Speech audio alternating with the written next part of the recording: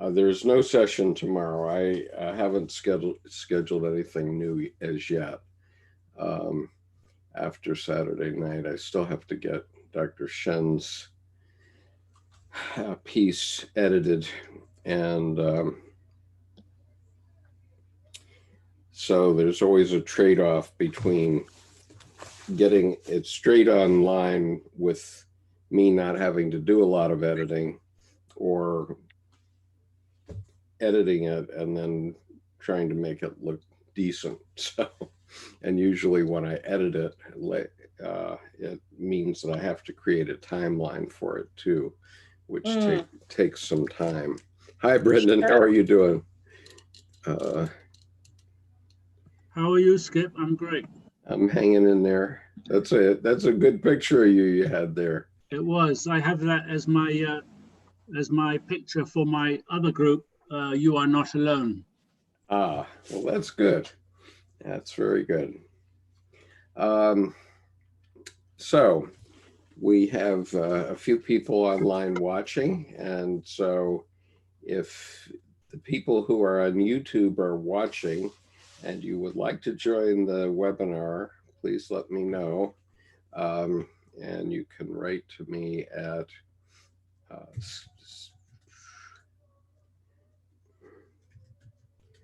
as to join us at skip.conover@gmail.com. Okay, I keep thinking that we'll come to the end of Memory Streams with reflections, and I mainly did this um, book at Nancy's request to go back and do something basic. And it so happens, everybody, including the YouTube folks, should know that we are tonight starting the 5th year of this group, if you can believe it. The Carl Jung Depth Psychology Reading Group started 4 years ago today. So we are launching year 5 for whatever it's worth. And over 4 years, we've published more than 1,000 videos, maybe closer to 1,100 videos. And,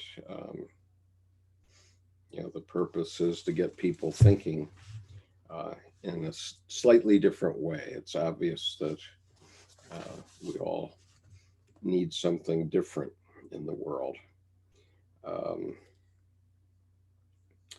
so tonight, I'm planning to, oh, there's Yuan Lin, just a moment. We have a guest from Beijing, I believe. Uh, she should be on momentarily. Uh, and Nicholas is here from Singapore. Lin Xiaojie, welcome. Zhao. It's very early in. Hello. How are you? Nice to see you. Uh, Nice pleasure to join your group. and are you coming from Beijing? Yes. Oh, wonderful. Uh, it's wonderful to know that we can connect with Beijing. Uh, we met the other evening, I guess. Right. When Mr. He Yong was invited, so Yeah, I got the message, and then yes. I got, yeah, I knew your group. It's a pleasure.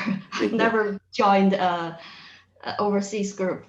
Yeah. Oh, well, good. It's nice to have you here.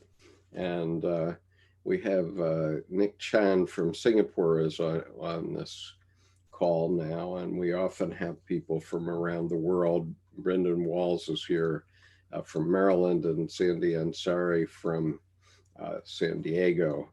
Um, Hi. and we may have people from all over. You just don't know. We usually don't get Europeans at this hour because it's already after 1 in the morning for people in UK and 2 in the morning for people in Europe. But we often get others, including some folks from Brazil sometimes. And I think tonight we have a little bit of strange news coming out of Washington. So I think people are more attracted to the cable than they are to this particular session. Are you a practicing psychotherapist, Lynn? Me? Yes. Yes, I'm a counselor. I haven't got the because in China there's no certificate for psychoanalyst. I see. Yeah, but I will be the router for IAAP. So I actually know somebody that has been trying to implement the model in China to create a psychoanalytic institute. His name's Peter Lowenberg. I don't know. Oh. Yeah, he's been traveling the last decade and been trying to create a board and build a foundation and get training. And sometimes we actually get folks coming from China to do some training at our institute in Los Angeles. Oh, nice. So there's kind of a bridge effect right now, There are many trainings offered, but we don't know because there's no official certificate either, because we canceled our national counselor test in 2018. So right now it's a little bit unclear. That seems interesting. That's almost never have I heard of a government that canceled licensure of any kind. They usually make it more difficult. That license was not of high level either in the past, so I guess it's not that meaningful to continue with that. I see. Okay, tonight we're finishing up with Memories, Dreams, Reflections. Have you had access to that? This book, Memories, Dreams, Reflections? Oh, no, not yet. But I know, yeah, I read it, some of them. Well, it's basically Jung's memoir of his own psychological development. Nothing different from that. And so tonight we're in a very late chapter. We're in the last chapter of of the book, and he's having some comments about Christianity.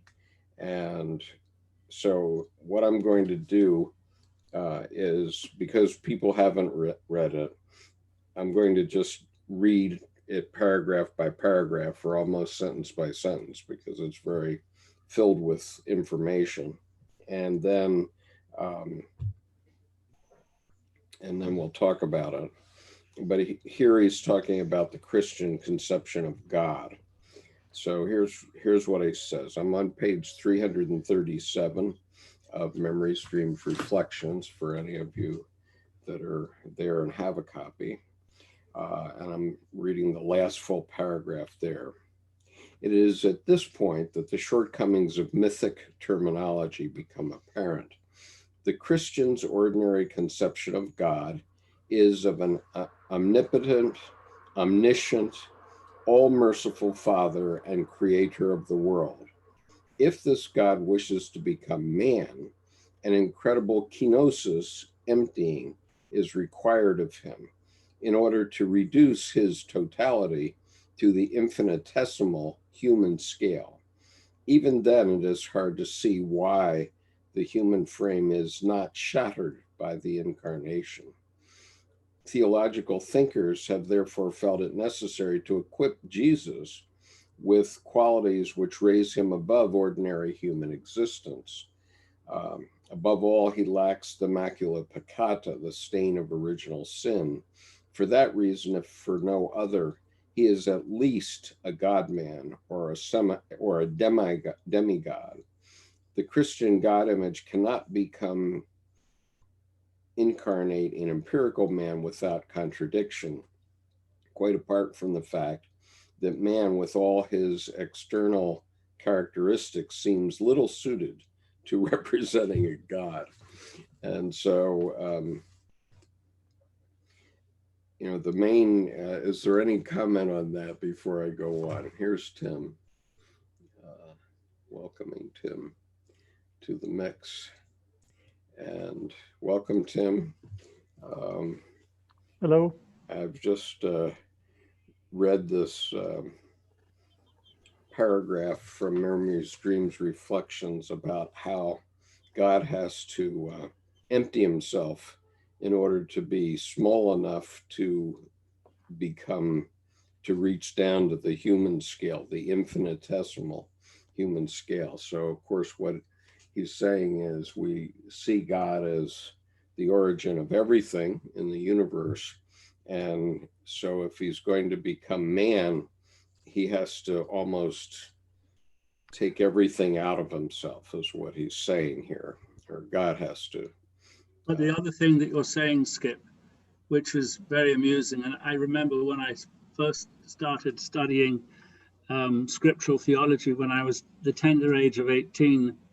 At the age of 18, when I was at University of Liverpool, I was also a Servite friar. I was a member of a third order of a religious community, and my intention was to do my degree in theology and joint honors of music and theology, and go off and then do priestly studies.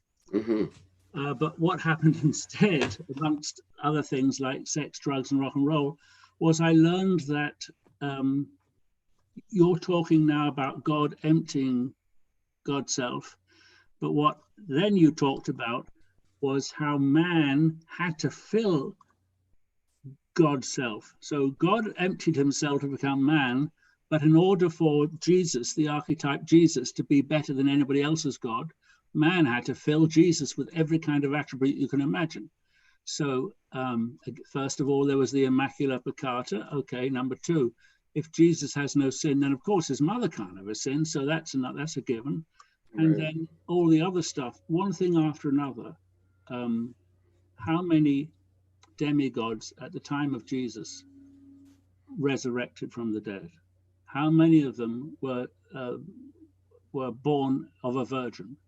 How many of them did healings? I mean, it was just Jesus's quiver was filled up with every kind of mythical attribute for a god. And, Right. You know, it was just the way things went those days. Right. And so there were virgin births before Mary.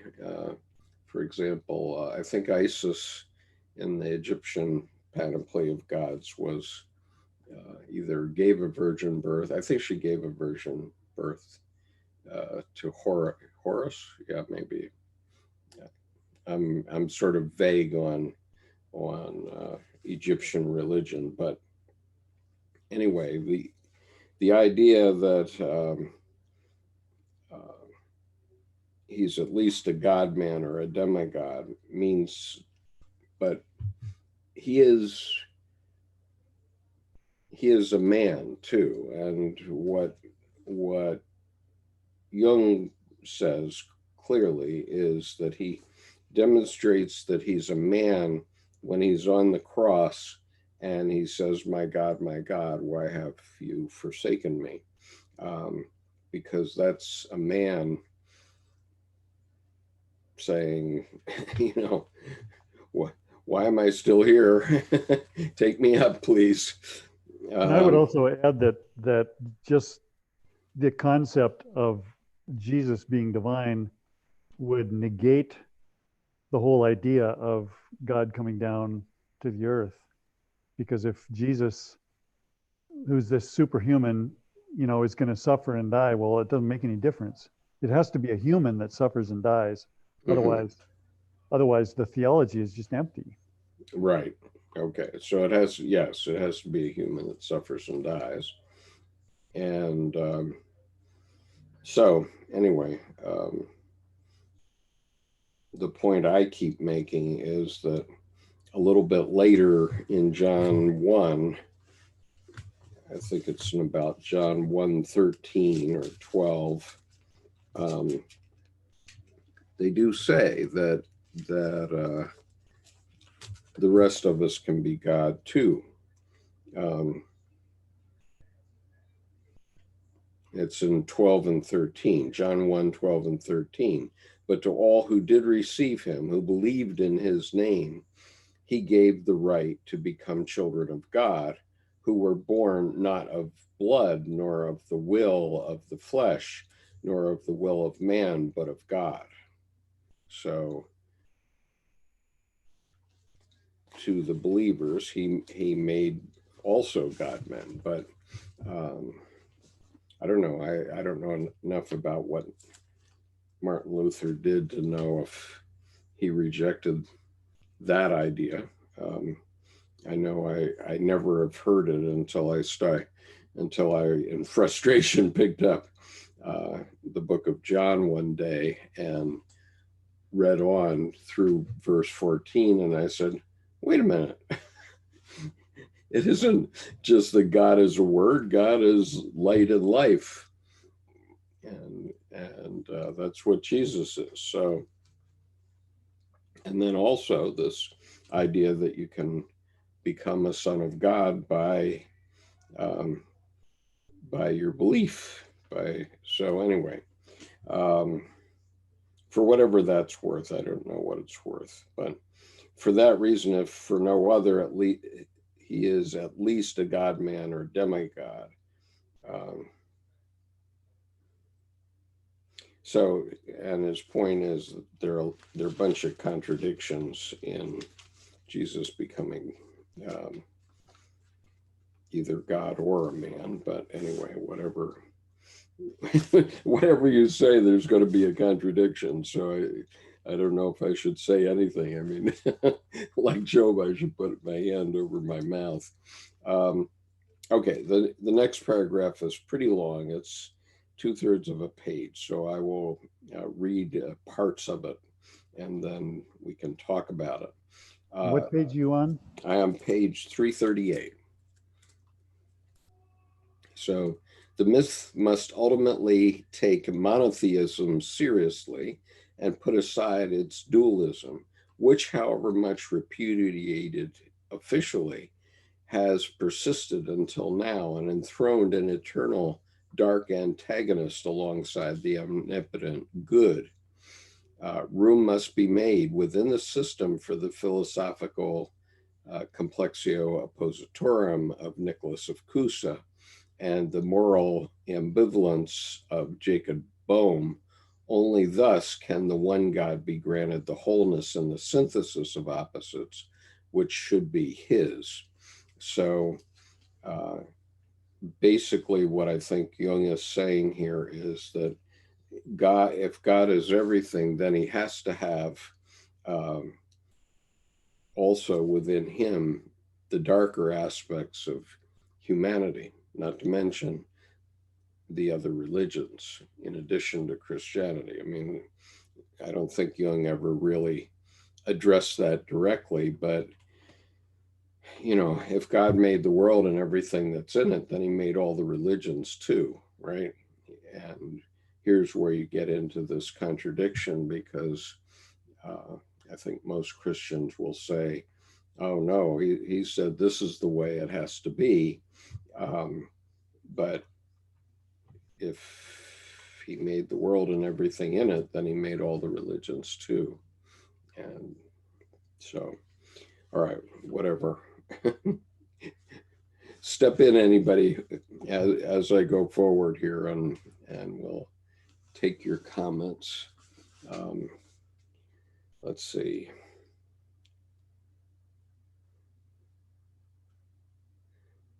So he says, only thus can the one God be granted the wholeness and the synthesis of opposites, which should be his, is a fact that symbols by their very nature can so unite the opposites that these no longer diverge or clash, but mutually supplement one another and give meaningful shape to life. Once that has been experienced, the ambivalence of the image of a nature God or a creator God ceases to present difficulties. And so I think this is sort of reiterating the point I made that as long as you accept that everything is in God, then you have no difficulties with the ambivalence because it's all part of God. On the I'm contrary, thinking about go ahead. About the totality of conjunctio is really about this whole thing that Sure. the one becomes the two, becomes the three, becomes the four, becomes the one. Right. And so it's just sort of acknowledging that this whole process is a circle. Right. It's all one thing. And the way I've described it, what Tim is talking about is what's called the theorem of what is her name? Prophet, the prophetess. What was her name? Tim, do you remember? The theorem? I don't know what you're talking about. Oh, well, just a second. I probably can grab it.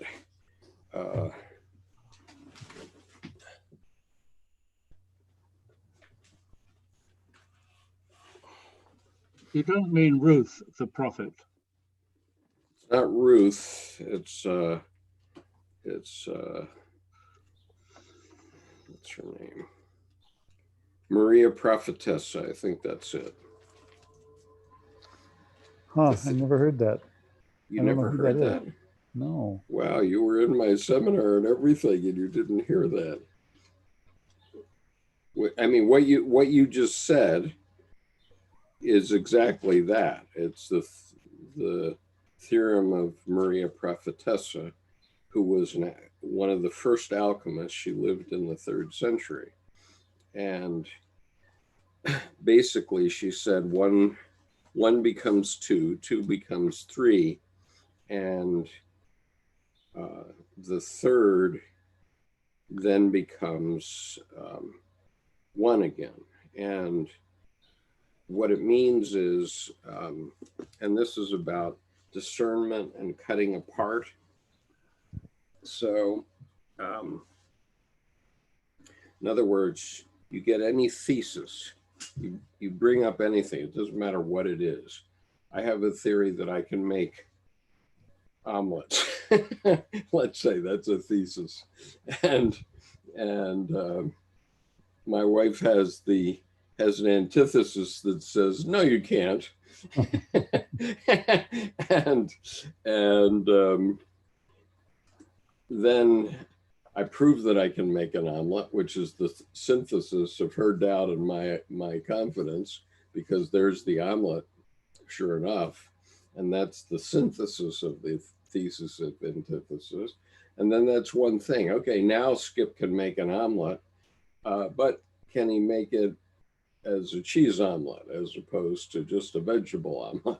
Something like that. I mean, there's always a differentiation and a separation, which causes the process to become two things again. So there's thesis, antithesis, and synthesis. And once there's been a synthesis, that becomes a fourth thing, which is the one again. The example I use sometimes is, and you must remember this, that I use the family. Okay, so a man or a woman doesn't have a love in their life, and so then they find a mate, and so that they become two. That person then has the other half, and it doesn't have to do with sexuality, so it could be people who are gay, but in any case, there's a mate who brings other things into the mix. And in the normal case, it's man and woman come together, and the third thing, the synthesis, is the child. Okay, so now you've got the child, the synthesis of the man and woman, but you've got something else, which is the family, a family. And so that's the one again. It's one family. And then, you know, that one family could have a split apart again. It could have another child. Then there's the family and the new baby. And that then synthesizes and becomes part of the family, and so on. So that's the thesis of Maria Prophetessa. Unfortunately, I didn't find her picture, but that's what you were referring to, Tim. Okay.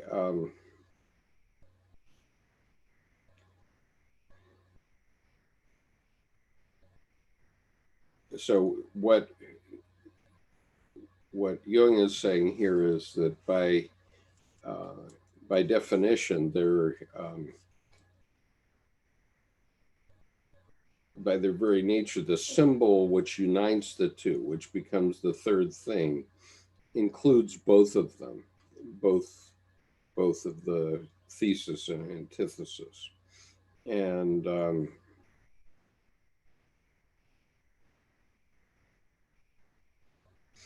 so then he goes on in the same paragraph to say, on the contrary, the myth of the necessary incarnation of God, the essence of the Christian message, can then be understood as man's creative confrontation with the opposites and their synthesis in the self, the wholeness of his personality. The unavoidable internal contradictions in the image of a creator God can be reconciled in the unity and wholeness of the self, as the conjunctio oppositorum of the alchemists, or the unio mystica. In the experience of the self, it is no longer the opposites, God and man, that are reconciled as it was before, but rather the opposites within the God image itself. That is the meaning of divine service, of the divine service, of the service which man can render to God, which light may emerge from the darkness, that the creator may become conscious of his creation and man conscious of himself. So part of that consciousness is consciousness of the opposites, and the fact that it's with the opposites that psychic energy is created, and only with the opposites. In other words, everything stays inert unless there's some sort of dynamic tension. And good t-shirt for tonight, Tim. I like your t-shirt. I wish I had one. Anyway. This actually came from the first incidence of this I Can't Breathe to Death from 2 or 3 years ago in Baltimore. Yeah. So I was glad to have it, because it really speaks to the time. Oh, it surely does. I think that may have been Eric Garner in New York. Right. Yeah. 3 years ago was Freddie Gray in Baltimore. Freddie Gray was Baltimore, yeah. Where they broke his neck. Yeah. You know, talking about reading the first 14 chapters of John, I remember this morning we had, every morning we have a Zoom staff meeting, and the reading was from John about how the word of God is filling the world. And to my mind, it's such a bunch of, I mean, in some mystical reality, maybe it is. Maybe the word of God is filling the world in some mystical way, but boy, is it hidden right now. Well, yeah, and it's hidden because we've turned away from it for 500 years. And so, you know, Nietzsche was right. You know, God is dead and we've killed him because you know, over the 500-year period, of the scientific method, what we've done is we've taken all the mystery out of it. And so church becomes a social club, a community activity where you get together every week and go through some rituals, but very few people understand them. And so now we have to breathe life back into God in one way or another. In my opinion, I think that's what the fifth stage of consciousness is. It's exactly that.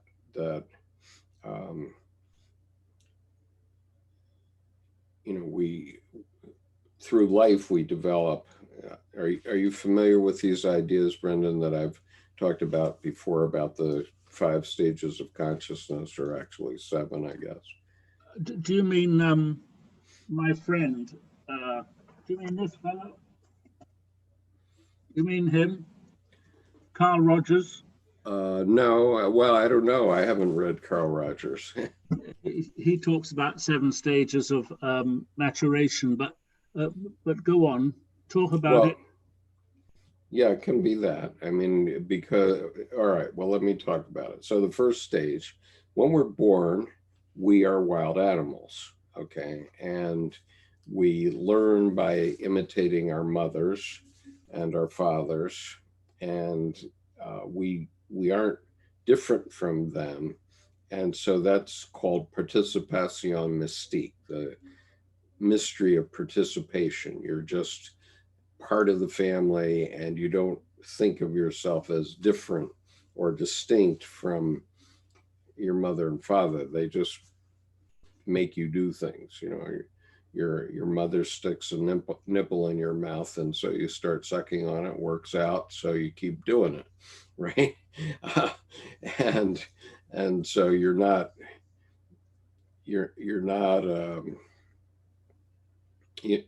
separate from her in that time, right? Because you're not thinking of separate. You're just thinking of, geez, I'm hungry right now, and here's the solution to my hunger, right? But when you're about 3, you say the word no for the first time, okay? And that is the beginning of your separation from this participation mystique. But then in the second stage, you think of your mother and father as gods, okay? Your mother and father are the gods because they bring all the food, and you have to do what they tell you to do, or you're not going to get fed, or you're going to be punished or something. And so your parents are the gods. And then you get into teenage years, let's say, or maybe late juvenile years, and you start going to church, and then you're projecting God out on something else, which is represented by the church, and it's represented by divinity as God is represented in a given faith tradition. And so, you believe that the priest or the minister is intermediating between you and God. And that's the way the church always wanted it, which was, you have to come to us. And of course, the Catholic Church was saying, well, you have to pay these indulgences, or you're not going to, your loved one isn't going to get out of purgatory.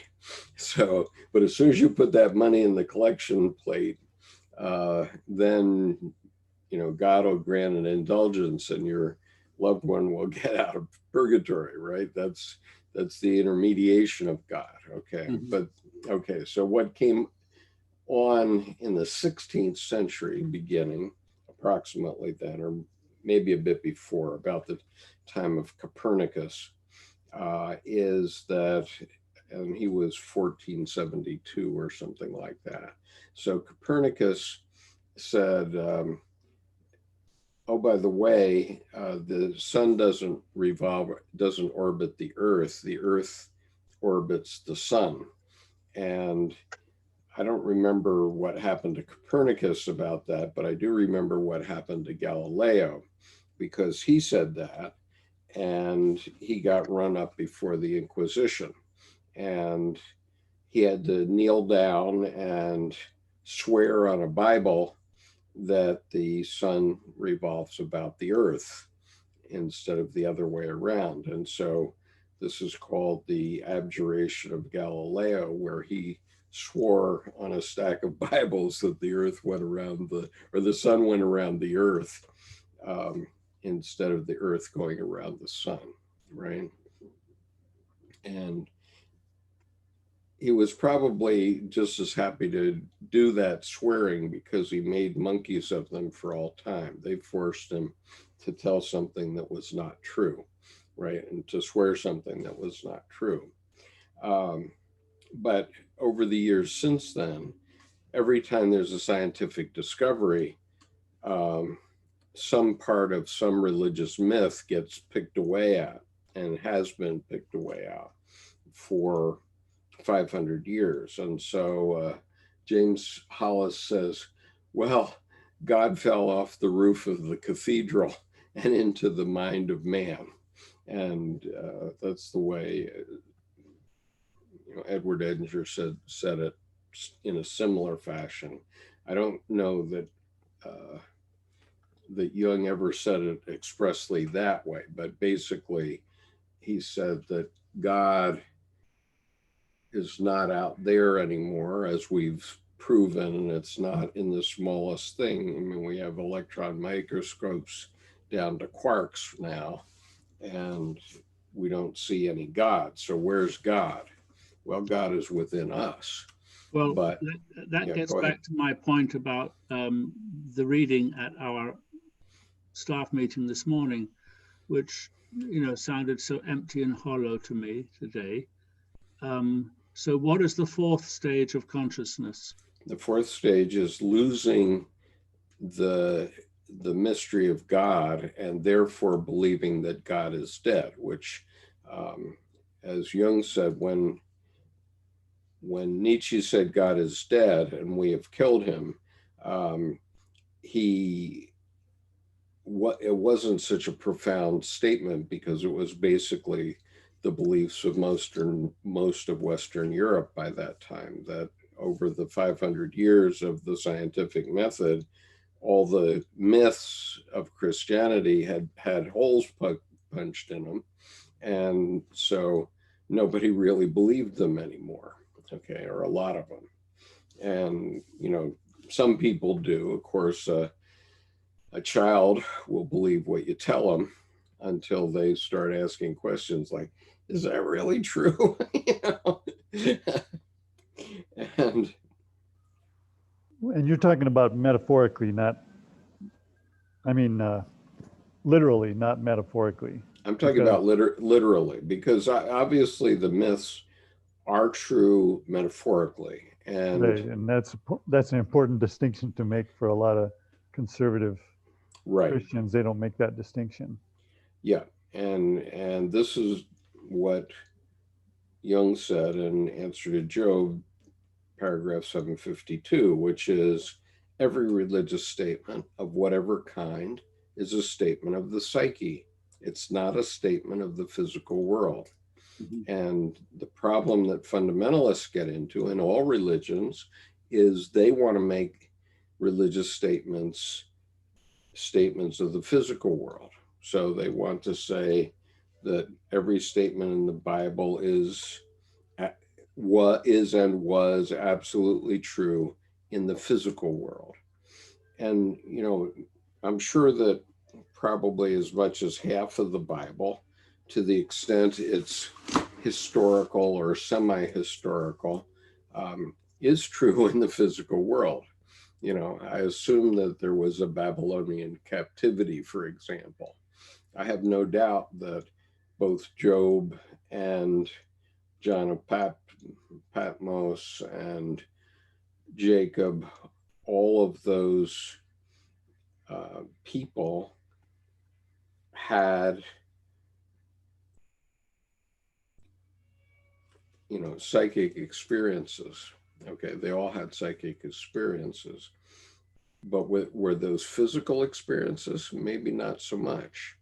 And so the fourth stage is when we lose the connection between the ego, the conscious mind, and the psyche or the self in the unconscious, and we lose this transcendent function that Dr. Jung talked about. So there's no longer any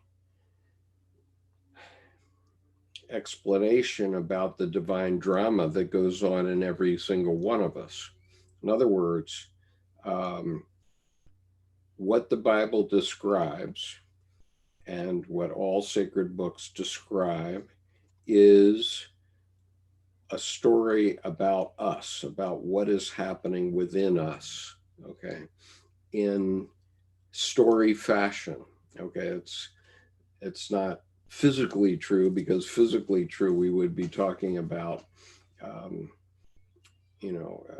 electrons going back and forth in the brain type thing, but it's a way of understanding in the psychological world.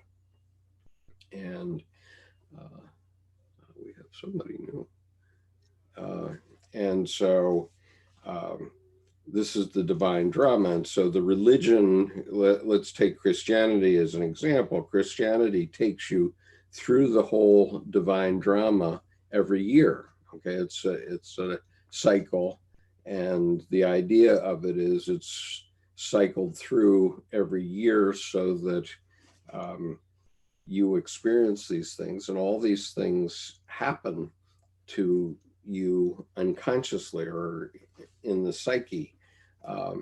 And that's the divine drama. But in the physical world, it's not happening, but that's how we develop. And so any good story brings us along and raises our consciousness about something. You see a good movie, and then you always think back to a specific scene of that movie because it taught you something, right?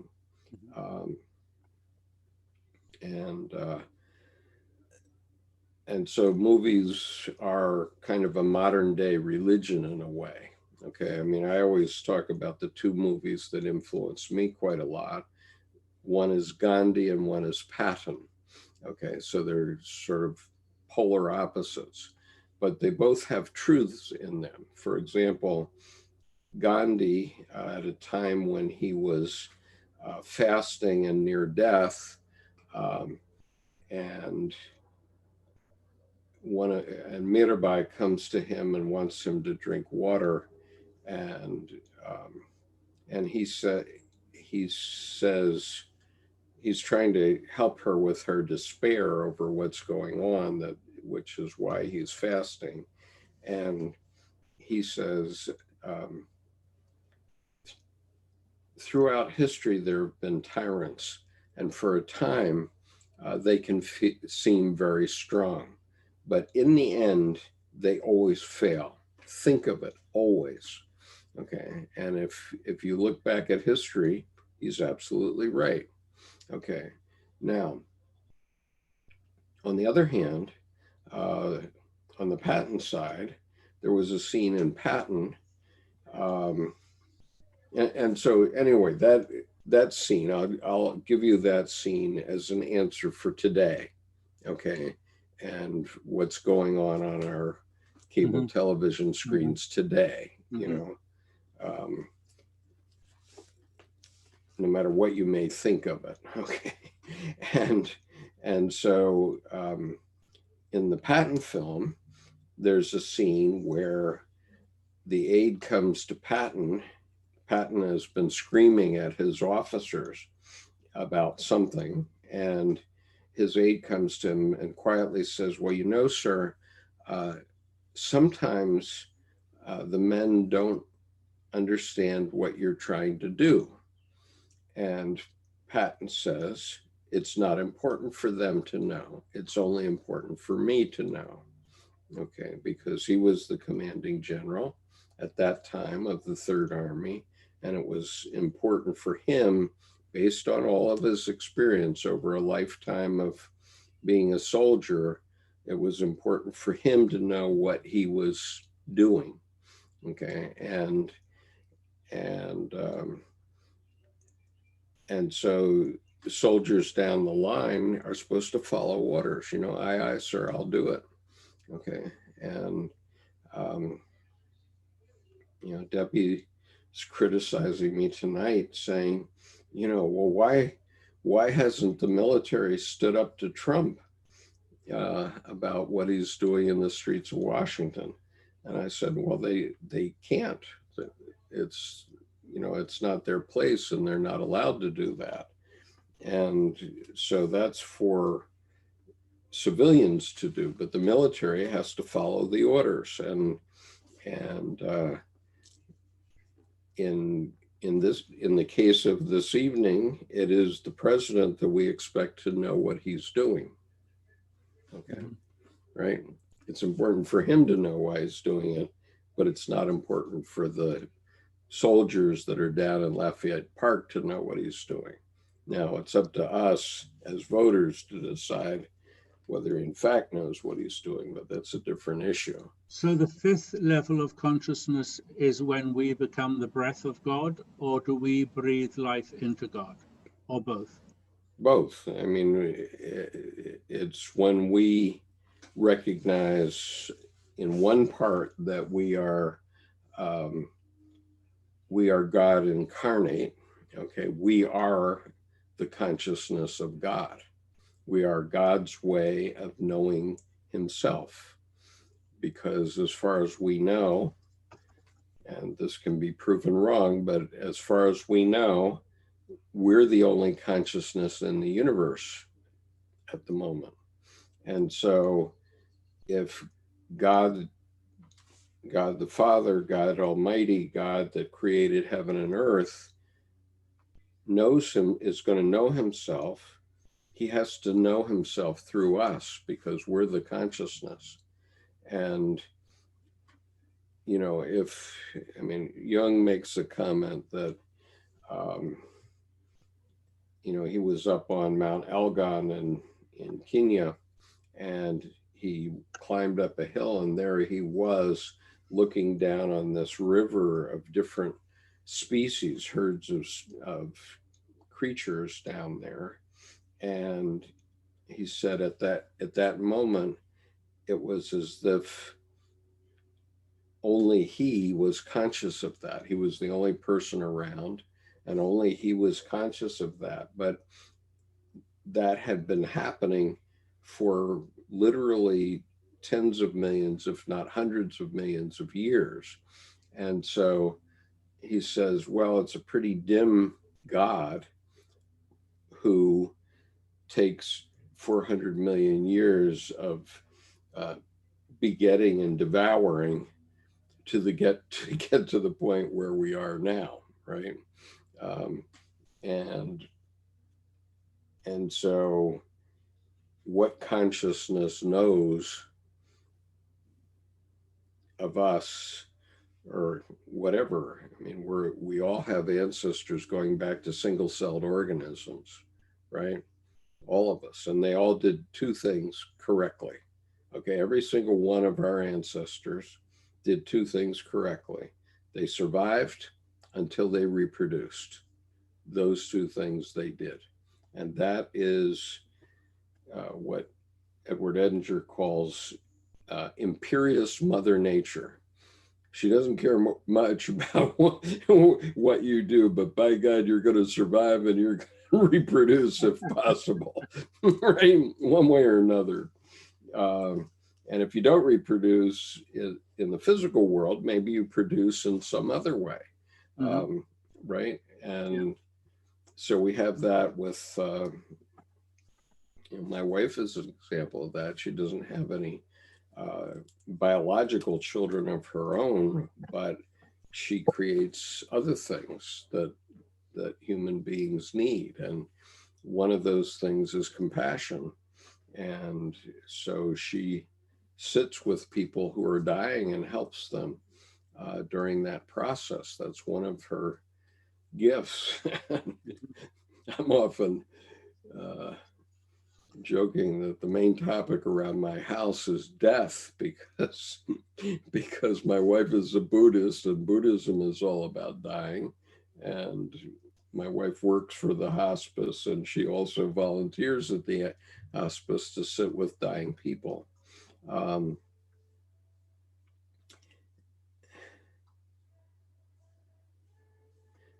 So Chris Newton says, metaphorically true and literally physically false. Well, yeah, there's some things that are physically false, but the problem is that religions have within them morality and ethics.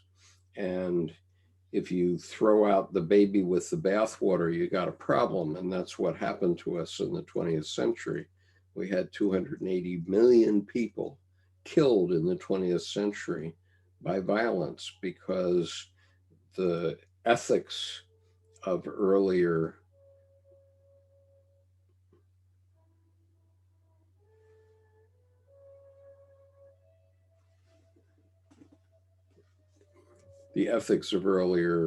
ages started to get ignored.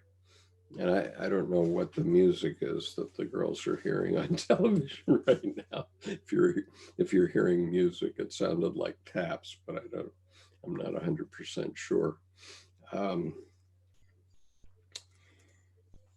so the fifth stage of consciousness is a stage in which we recognize the objective psyche, recognize that it exists, recognize that the religions have all been helping us transform ourselves in the psychic realm, in the divine drama, and having us come back to either one of the traditional religions or building a religion of our own that we can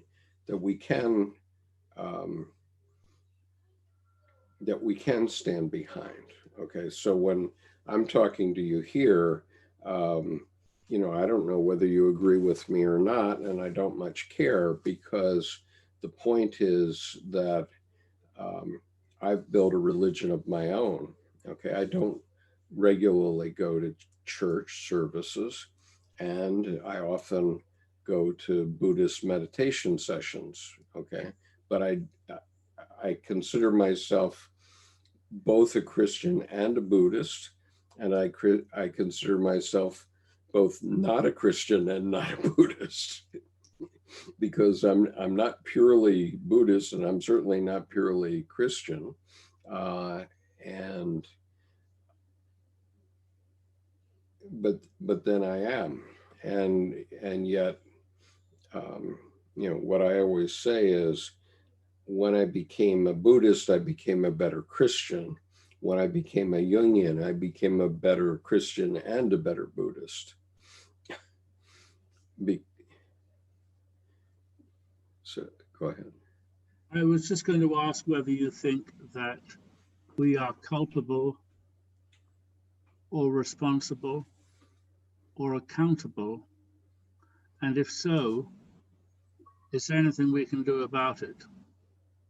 Well, I think we are culpable and accountable both, and Jesus says it in 1 John 4:1, that we have to examine the spirits, whether they be of God or not. And another way of thinking about that, because there's two streams coming out of your psyche, one's good and one's not so good.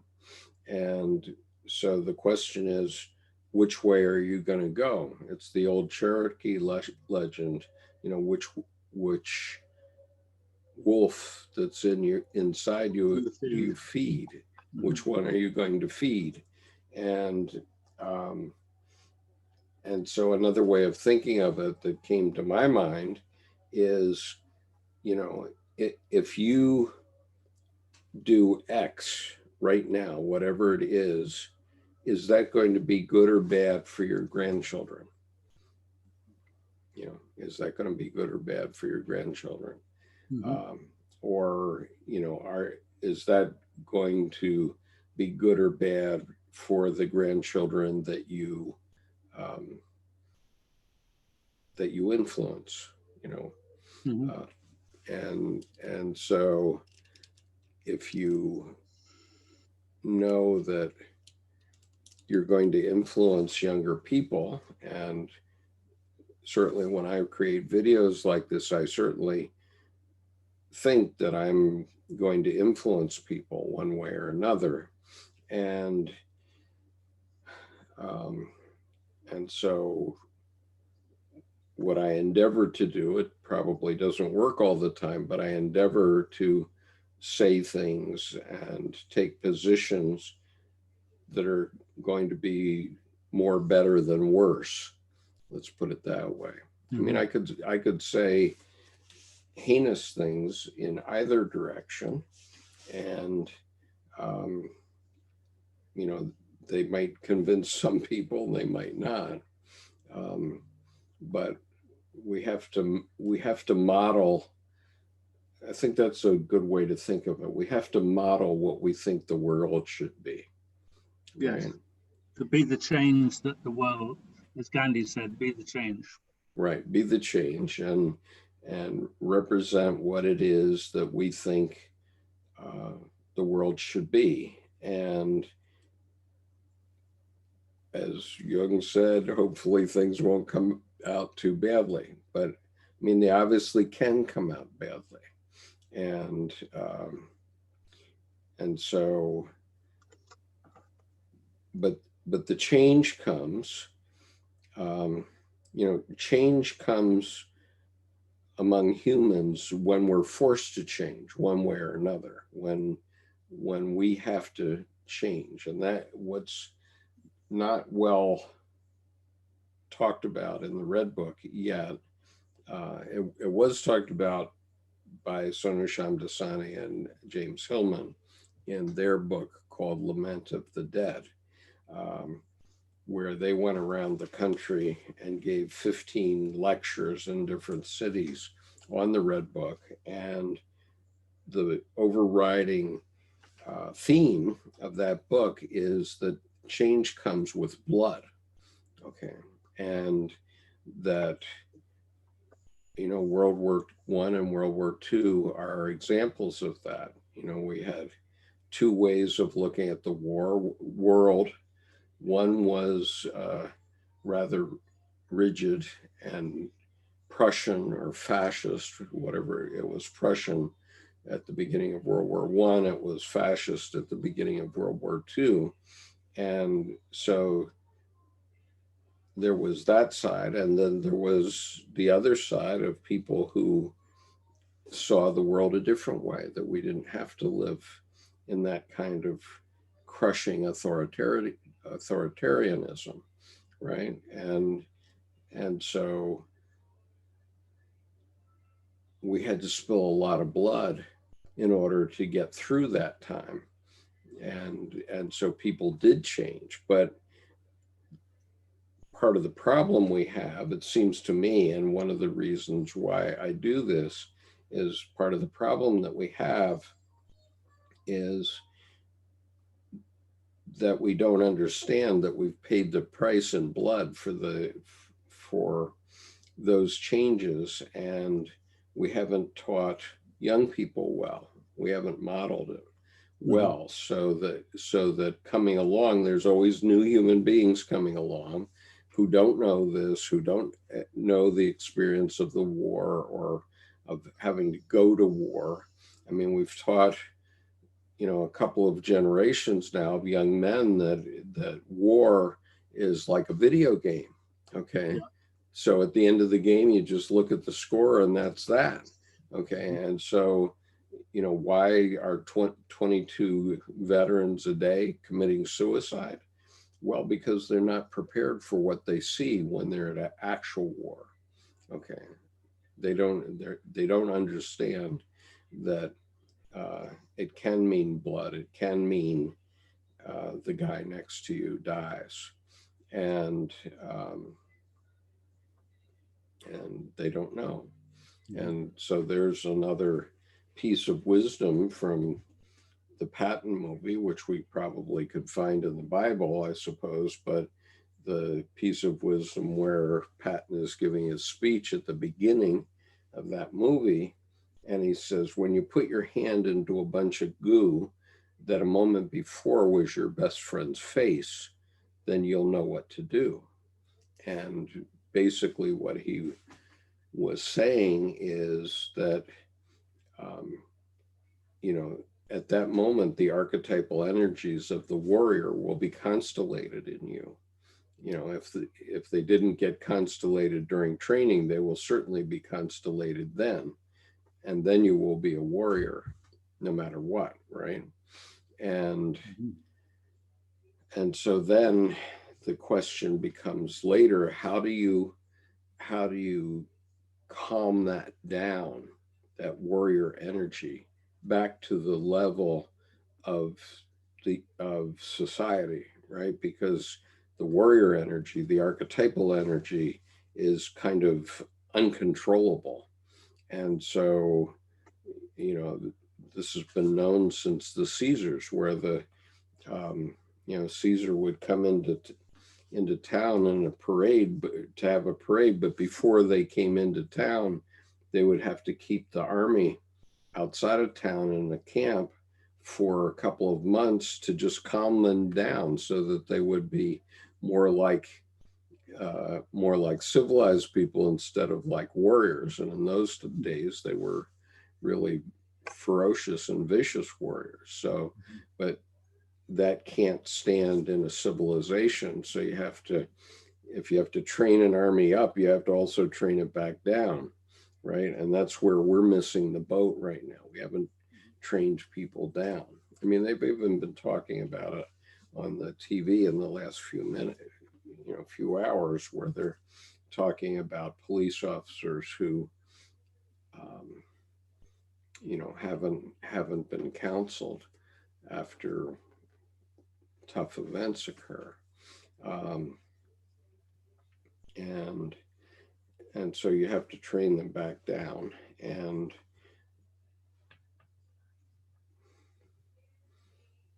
you know, otherwise the warrior archetype just keeps playing and playing and playing.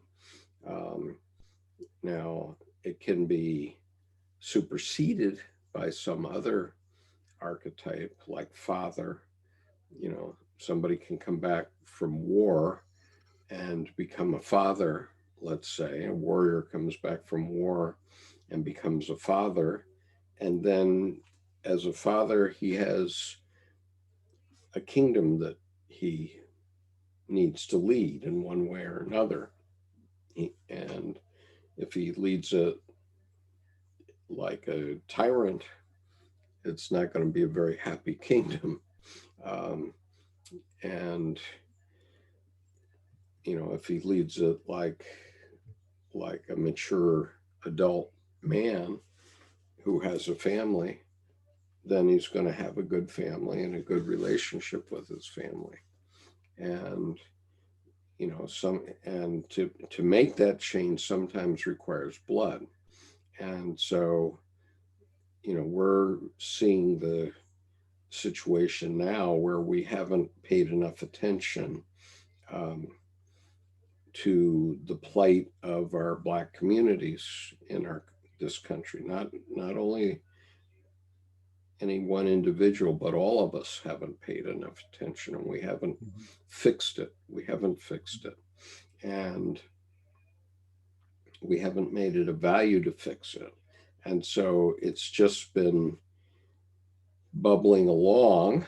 And, you know, even the people that had developed up during the civil rights movement, you know, half of those leaders, or more than half of those leaders, are dead, or they're in their 80s. And so new ones have to come along and understand the same lessons in order to have the same result. And we have to recognize that there is a problem on both sides of properly training people in how to live. And if you just leave it to, what a struggling single mother can do to train her young boys, if you do that, then you get what you get, which is pretty much potluck. And so we really have to educate everybody on how to behave with one another. And unfortunately, I mean, the good thing about Jordan Peterson is he does talk about behavior, and he does talk about he does talk like a father. So he's basically presenting the father that half of the young men that have grown up in the last 30 years didn't have. And what's the reference? Jordan Peterson, please. Well, Jordan Peterson is The Maps of Meaning, is his main book. And he also wrote the 12 Rules of Life, which I like less. But my point is that somebody, I mean, the main thing he's offered is his lectures, okay? And he did 13 lectures on the Bible, the first books of the Old Testament. And those were very popular and caused a lot of interest. But he gives very matter-of-fact advice that a father would give a son, okay? And since half of the families are broken in the United States, we have 50% divorce. That means that 50% of the young men that have come up since that's been happening, and that's now 30, 40, 50 years since we've had a 50% divorce rate. So there are men that are up to 50, let's say, who have been raised in broken homes. And of course, it happened before that, but it's happened much more since, the early 70s, let's say, or since the 60s. It's happened much more. And so all the little boys that were born in those broken homes have been raised by their mothers. And so they don't get the male perspective, the fatherly perspective on the world.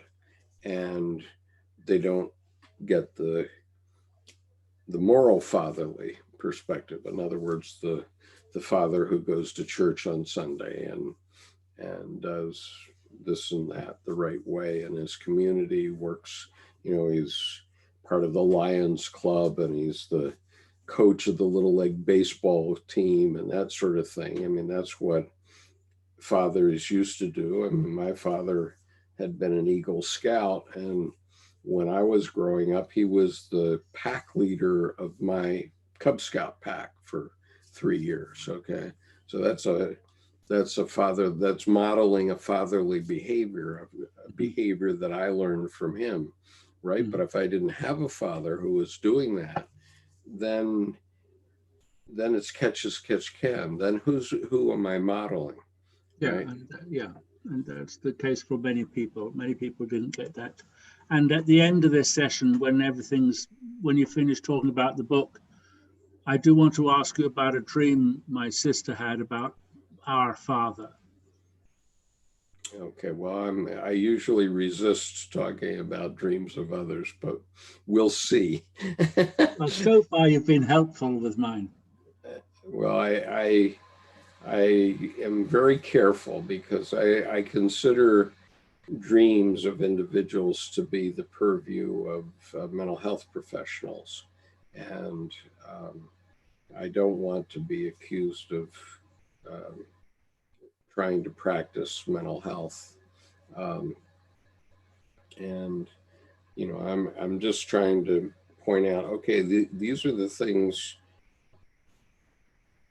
Jung said, And this is the way I interpret them. I'm not saying that my way is the right way. I'm saying this is the way I interpret them.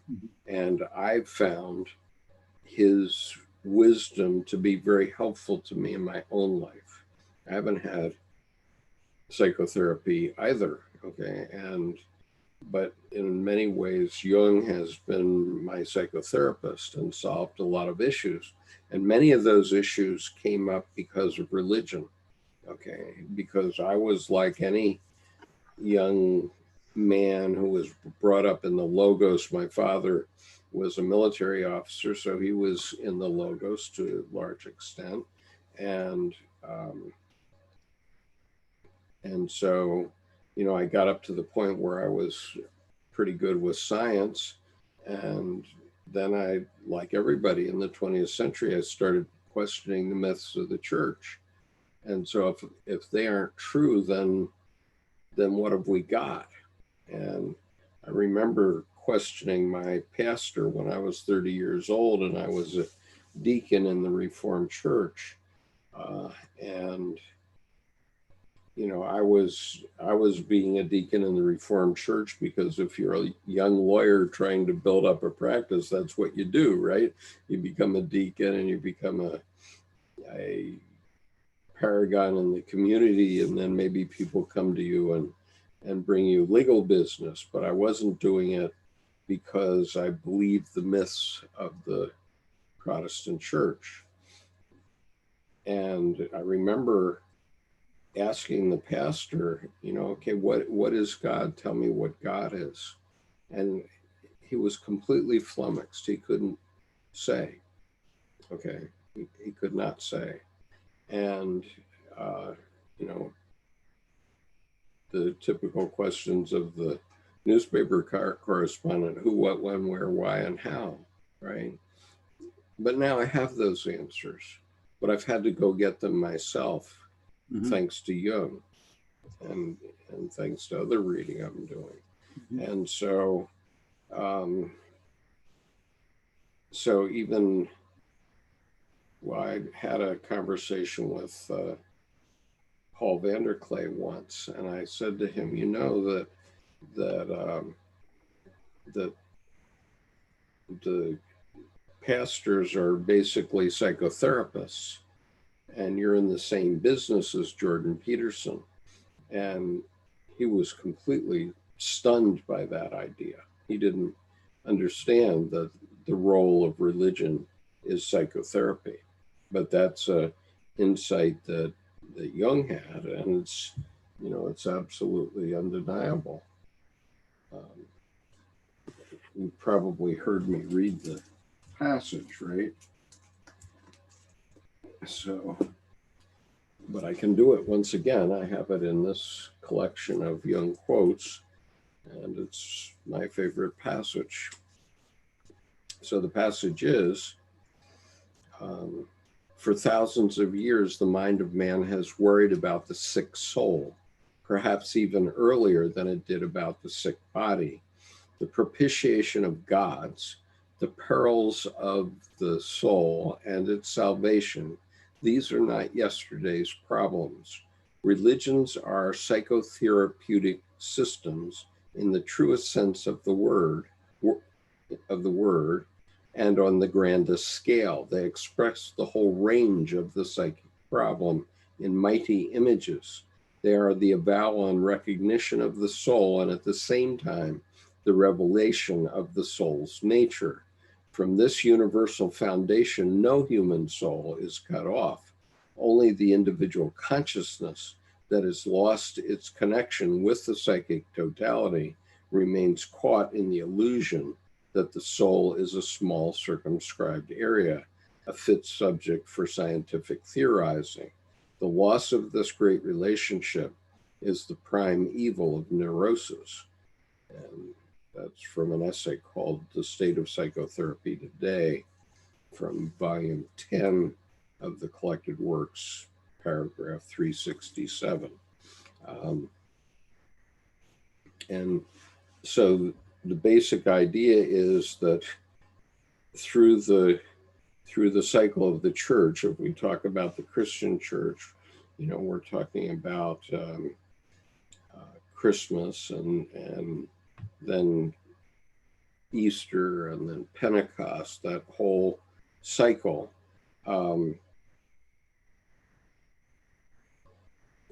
Is actually happening in all of our psyches all of the time. And we develop into the persons we become depending on the stories we've heard that activate those things in our minds, our psyches that need to be activated. And so what we need to do, I mean, Jung said that probably psychology is the best answer going forward. I mean, Edinger broke this down into 3 stages. He said there was the age of the law, where Moses comes down from the Mount Sinai with the 10 Commandments, right? That was the law.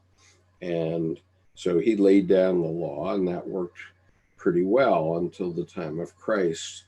And then Christ came along and brought a new age of consciousness, which was an age of belief and an age of the goodness of God.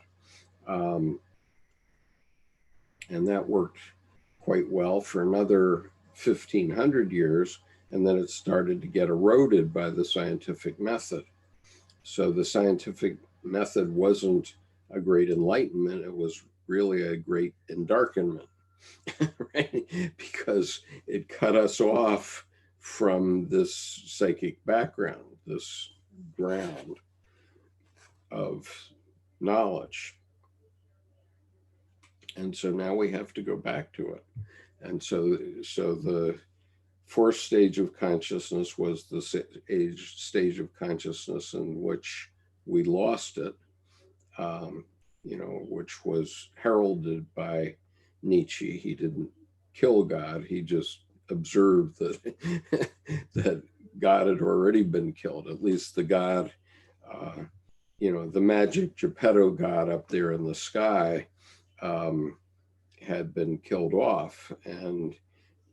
But it doesn't mean that there isn't one. It only means that the way it was being taught in the past was starting to erode. I mean, the simple example I give frequently is the example of the football player who goes across the goal line and he points up, okay, as if God up there, this kindly Geppetto, has made his feet so it runs across the goal line.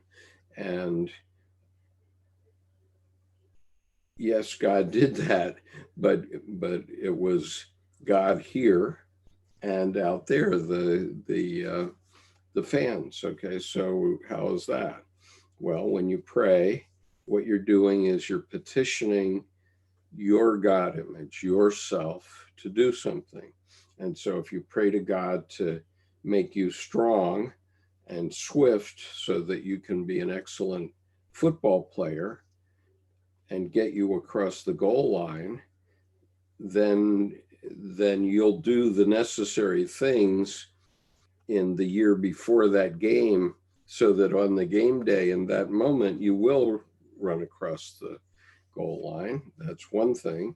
And then the other side of God is the collective unconscious and the collective psyche, the energy from the collective psyche. And that comes in the form of fans.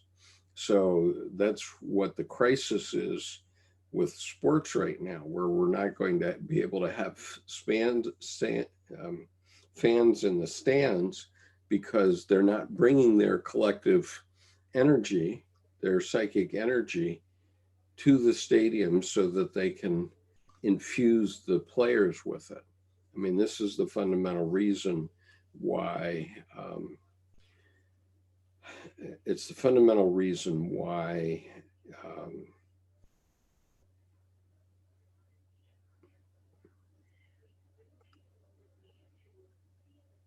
it's going to be difficult to have sports come back without fans.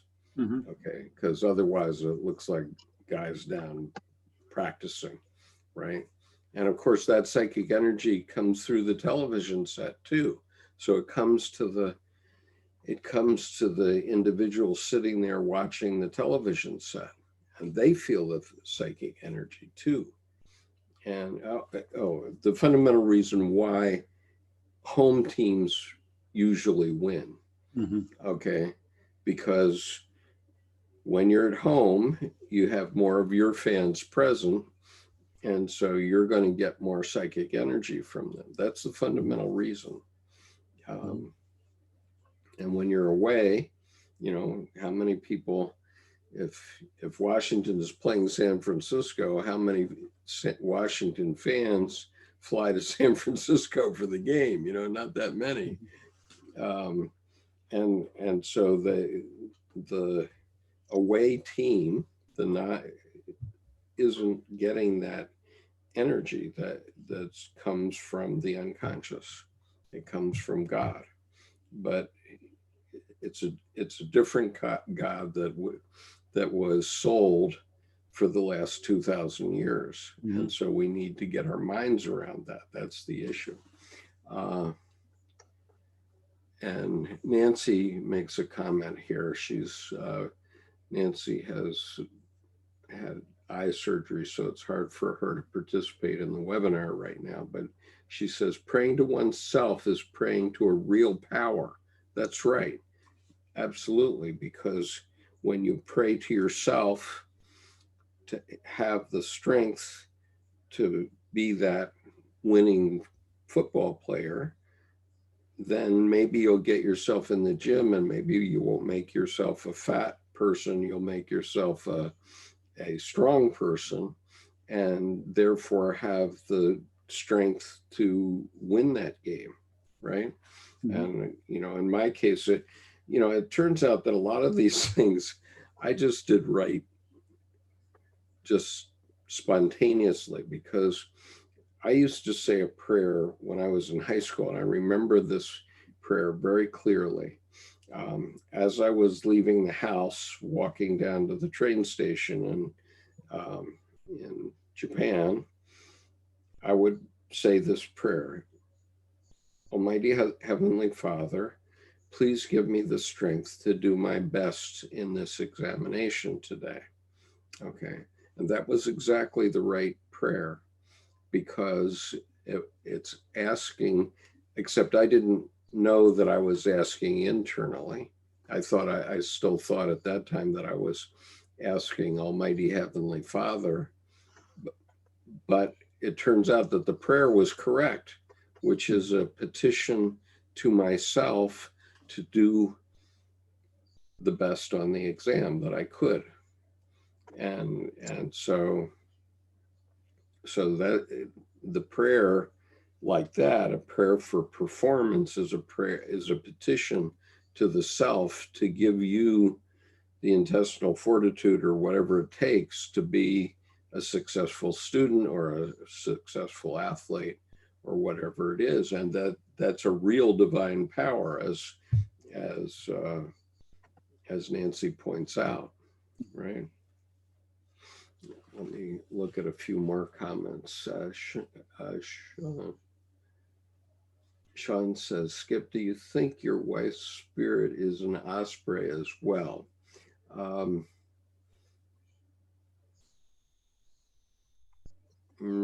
Not so much.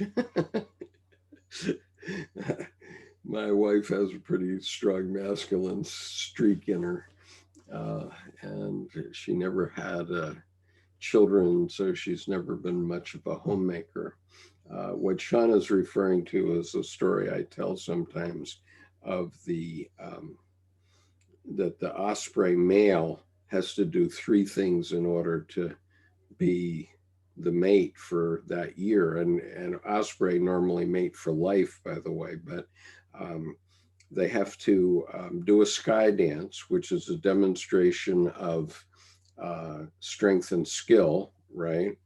They have to bring a fish to the female, and then they have to build a nest, not necessarily in that order. And so after they've built a nest, brought a fish, and done the sky dance, then they're allowed to mate with the female. because now she knows that when she's sitting on those eggs for 40 days and can't get away from it, he's going to feed her. He's going to bring her fish. And you know, of course, a human female who is delivering little babies, she has needs that need to be supported by her husband as well. And so it's the same type of thing. It happens in every species in one way or another. And in answer to Sean's question, my wife has been very considerate about our living arrangements, and we have shared the duties on bringing home the bacon. And we both do those physical things we need to do the necessary over life. So it's not always as clear as the osprey, but I think it depends on the personality. And he says, it would be cool to interview a real Native American about their medicine wheel, which is a quaternity, and also ask what their take on wholeness derives from. Yeah, that would be an interesting thing. We'll have to ask Miles about that. He can probably connect us. And then the greatest lessons I've learned from your channel are patience and mercy. What I mean by learning is, I thought about Edinger and Neumann's existence and my gratitude toward them, because they created some stepping stones for laymen, so we don't have to drown in the sea of Jung with our first step. Absolutely. That's so true. That, you know, Edinger certainly saw himself as a mediator between Jung and average people, and especially on these religious issues. And Neumann,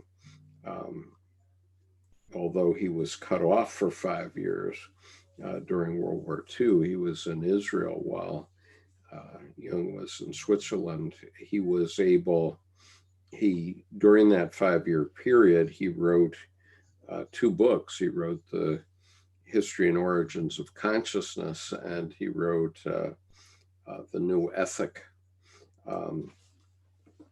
And both Jung participated in getting them both published. And so he made a huge contribution and was seen in a way as Jung's crown prince during the 1950s, but unfortunately he actually ended up dying at age 60, so he didn't last long enough. Jung actually outlived him. But he was an amazing guy too, and those are terrific books, by the way. And Edward Edinger has done 17 books, and I highly recommend them all. And I've read several of them cover to cover on this YouTube channel, so you can find them. One is called The Christian Archetype, and the other one is called The Bible and the Psyche. So these are right on these topics that we're talking about right now. And I've read both of those books cover to cover onto this YouTube channel. So you can find the playlist on the homepage of this channel. So let's go on. By virtue of his reflective faculties, man is raised out of the animal world, and by his mind, he demonstrates that nature has put a high premium precisely upon the development of consciousness. Through consciousness, he takes possession of nature by recognizing the existence of the world and thus, as it were, confirming the creator. The world becomes the phenomenal world, for without conscious reflection, it would not be. If the creator were conscious of himself, he would not need conscious creatures, nor is it probable that the extremely indirect methods of creation, which squander millions of years upon the development of countless species and creatures, are the outcome of purposeful intention. Natural history tells us of a haphazard and casual transformation of species over hundreds of millions of years of devouring and being devoured. The biological and political history of man is an elaborate repetition of the same thing, but the history of the mind offers a different picture. Here, the miracle of reflecting consciousness intervenes, the second cosmogony. The importance of consciousness is so great that one cannot help suspecting the elements of meaning to be concealed somewhere within all the monstrous, apparently senseless biological turmoil, and that the road to its manifestation was ultimately found on the level of warm-blooded vertebrates possessed of a differentiated brain, found as if by chance, unintended and unforeseen, and yet somehow sensed, felt, and groped for out of some dark urge.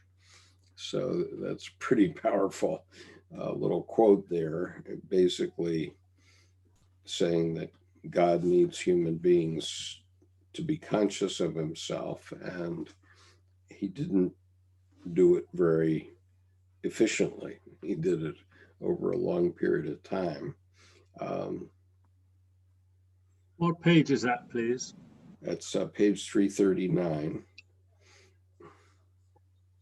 And so what Jung is saying is that there was yet somehow sensed, felt, and groped for out of some dark urge. So he's saying that those urges were within species, not only our species, but all species.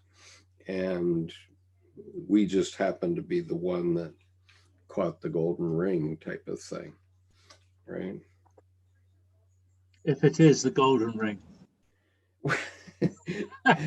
Yeah, I mean, so you know, but what does a life mean if you're out on the plains below Mount Elgon and you're a gazelle, okay, and you're born, you learn from your mother to survive somewhat, you live a life, and then you get eaten by a tiger or a lion.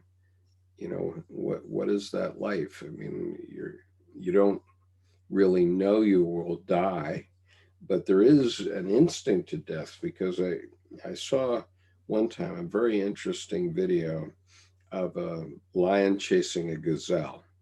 And when the gazelle knew that it was done for, it turned and offered its neck to the lion so the lion could kill it quickly. I thought that was a very interesting insight of seeing that. But he literally offered his neck, and you know, and you know, the tradition went on, you know, in Elizabethan England and other periods of English history where they used to chop off people's heads, but you know, the custom was that the person that was about to be so honored would give jewelry to the executioner, and the reason for that was to make the death quick, right? Because he could make it painful and make you struggle and so on, and so, you know, they would basically, you know, if they knew that they were going to be have their head chopped off, they would give the executioner, you know, jewelry, a necklace or something like that. That's what Mary Queen of Scots did. Gave a necklace with gems to the executioner so that he would be quick about it. And make it happen quickly.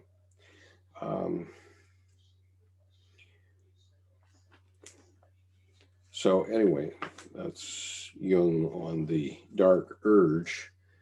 So going on here, I do not imagine that in my reflections on the meaning of man and his myth, I have uttered a final truth, but I think that this is what can be said at the end of our eon of the fishes, and perhaps must be said in view of the coming eon of Aquarius, the water bearer, who has a human figure and is next to the sign of the fishes. This is a conjunctio oppositorum opposed to two fishes in reverse. The water bearer seems to represent the self. With a sovereign gesture, he pours the contents of his jug into the mouth of Pisces Austrinus, which symbolizes a sun, a still unconscious content.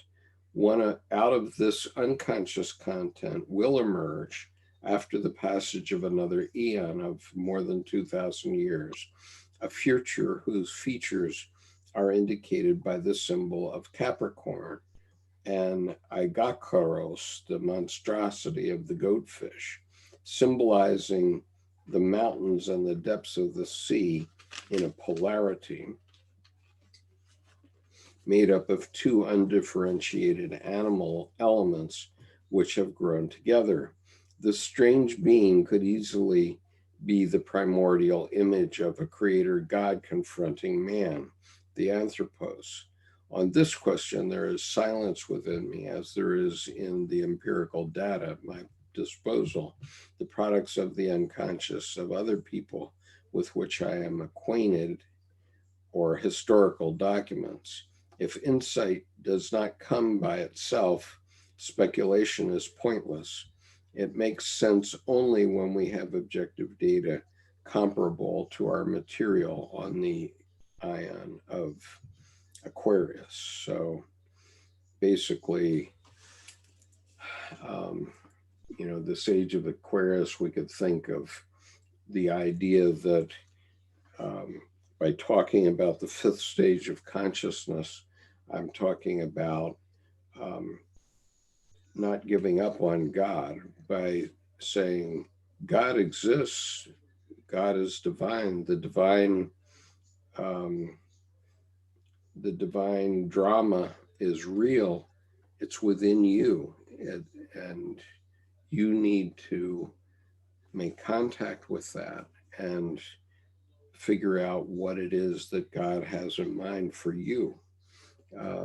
And so the water bearer is somebody like me who brings a new way of thinking about these things and pours it into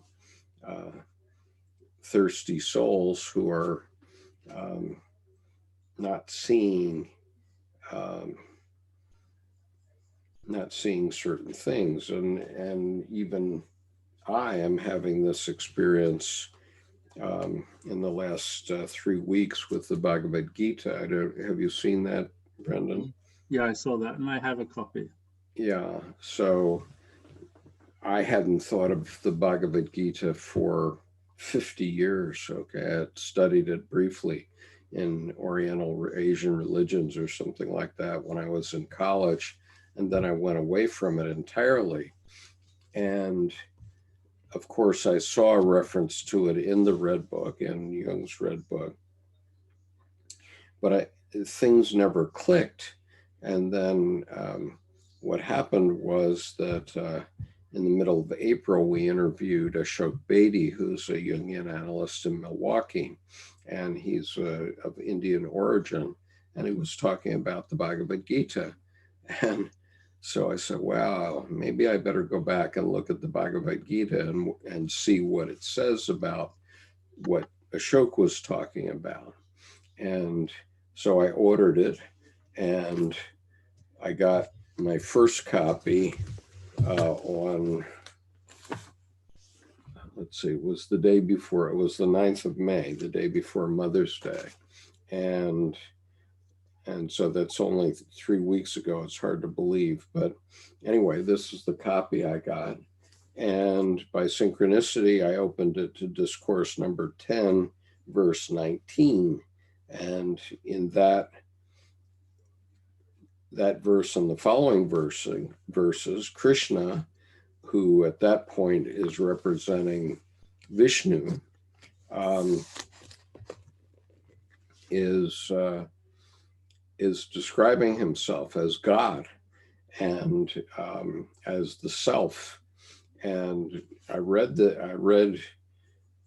and so it's Krishna who's an avatar of Vishnu, and he's describing himself, and it's basically a description of the Jungian self, the God image in the deep unconscious.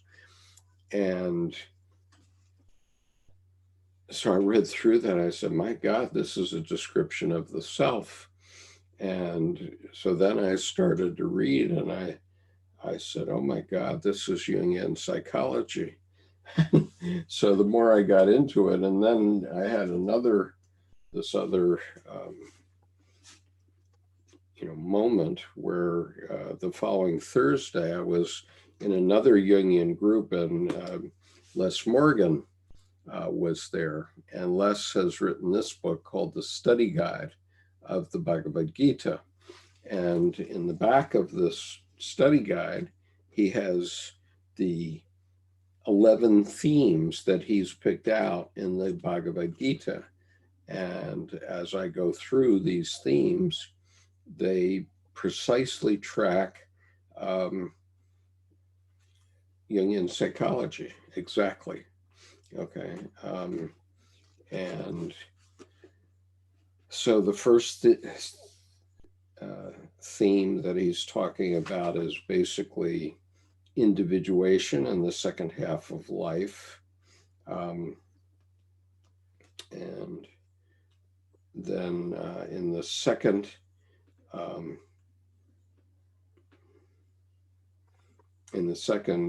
theme, he's discussing basically Mysterium Conjunctionis and alchemy. In the third theme, he's discussing karma and the opposites.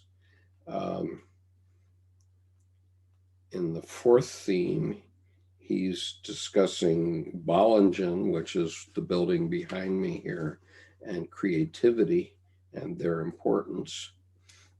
In the fifth theme, he's talking about the path of wisdom and the role of experience in psychology, which is gnosis, and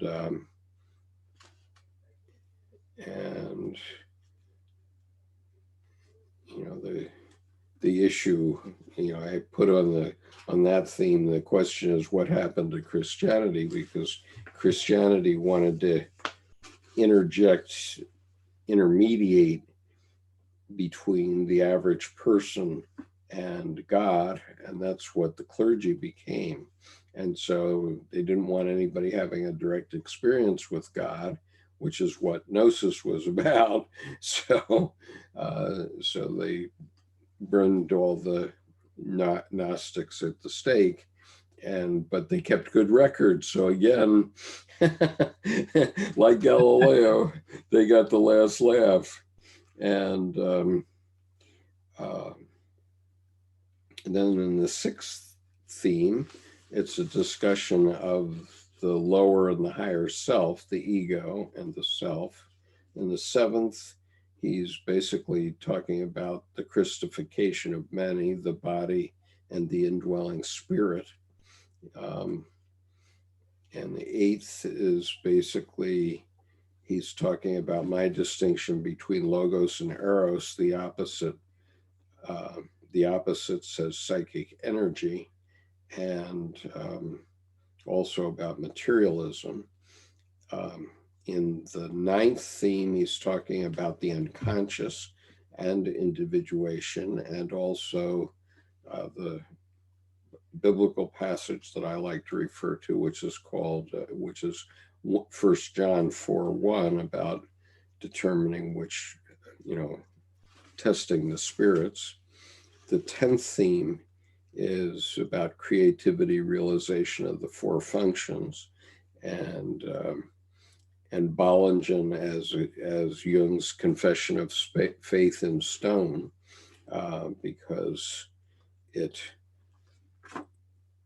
what Jung meant by that was he believed in the value of creating something and creativity. And so here's his confession of faith. He literally built that building with his bare hands. And he did it while he wrote 20 volumes of the collected works. And it kept his, by doing something creative like that. I talk about myself doing omelets every morning, but this is Jung's omelet, or one of them. He had many, did many paintings and so on. And then the theme 11 is the collective unconscious. So that's the 11 themes that Les, who's quite a scholar on Sanskrit and on the Bhagavad Gita and many other Sanskrit texts, and has devoted his life to it. Those are the themes that he picked out of the Bhagavad Gita and wrote them into the study guide of the Bhagavad Gita, and they match the main themes of Jungian psychology precisely. Okay, not one miss. And Khushbu and I are reading the Bhagavad Gita to make it more accessible to people around the world. And tomorrow we're going to finish discourse 6 out of 18. And so far I've found no exceptions, that basically everything that's there I have seen somewhere in Jungian psychology, everything, every single verse. So, okay. So let me see what other comments we have. So Sean says, I just read a funny quote by Edward Teller. There's no system foolproof enough to defeat a sufficiently great fool.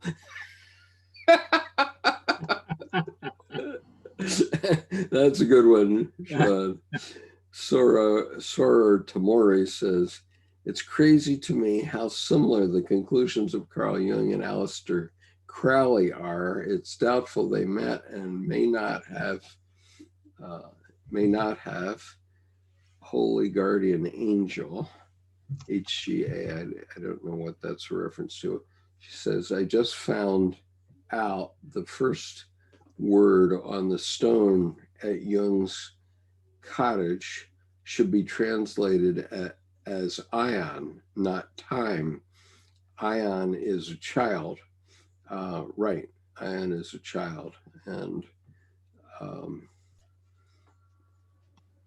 then she goes on to say, that really changed the meaning and the depth of that quote. I just never quite got before. Using ion, it makes perfect sense, yes. And Jung was all about the divine child. And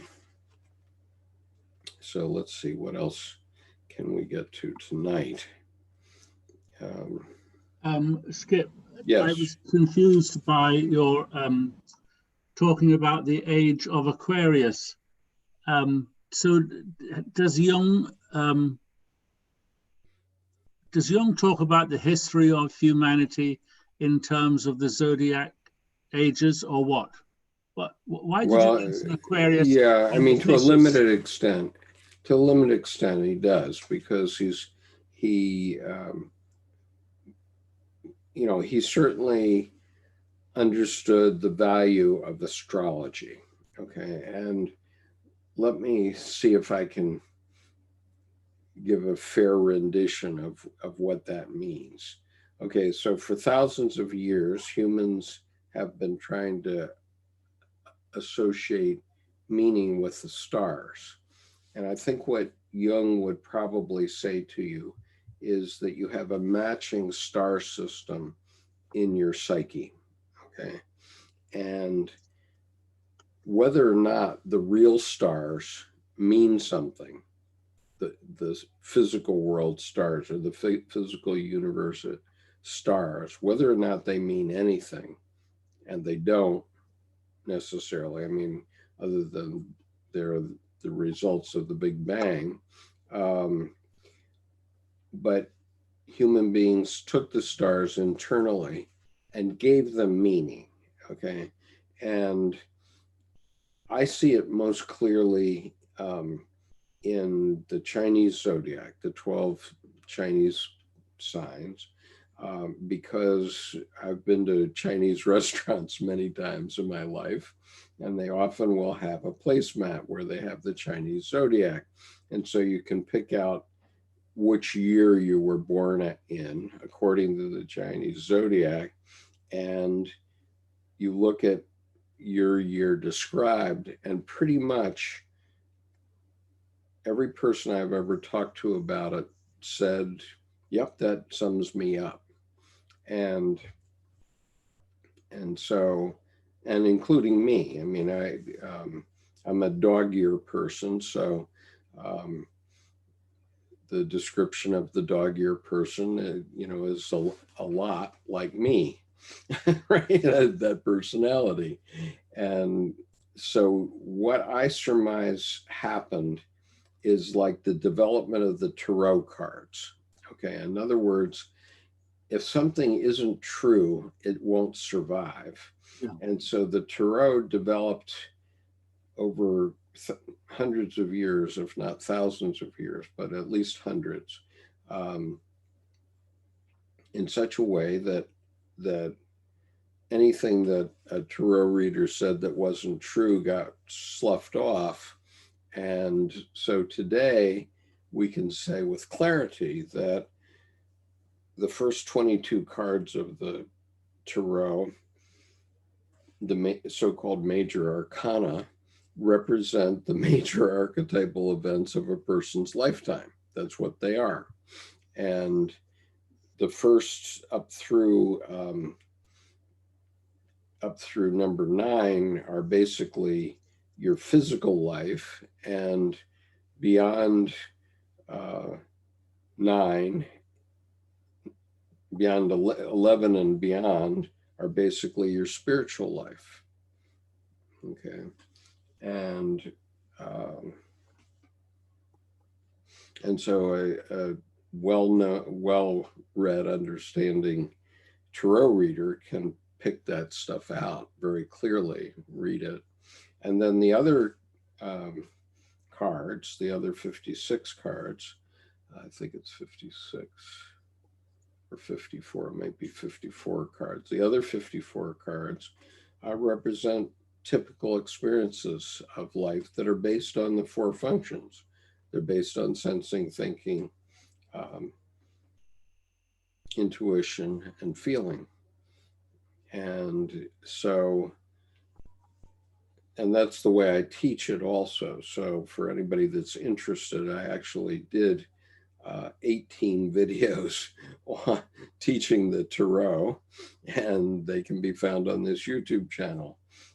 So if you want to learn the tarot and understand it from a psychological perspective, then you can listen to those videos and understand my points here. Okay, so let's see.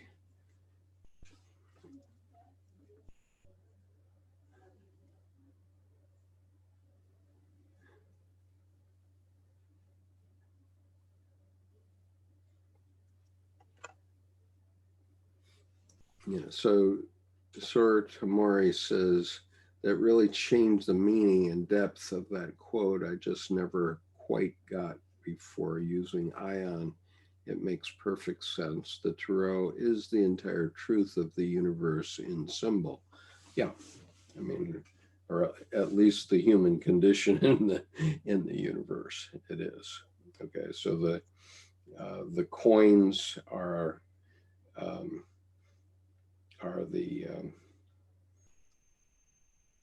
the sensing function. The intuition is the wands, which is instinct and natural functions. The swords are thinking, which is discernment, and feeling is the cups. And those are the four suits of the tarot cards. And then there's numerological meanings that apply to all the cards also. So there's 1 through 10, and then there's a Jack, Queen, King, and the Jack, the Knight, the Queen, and the King. Those are the four.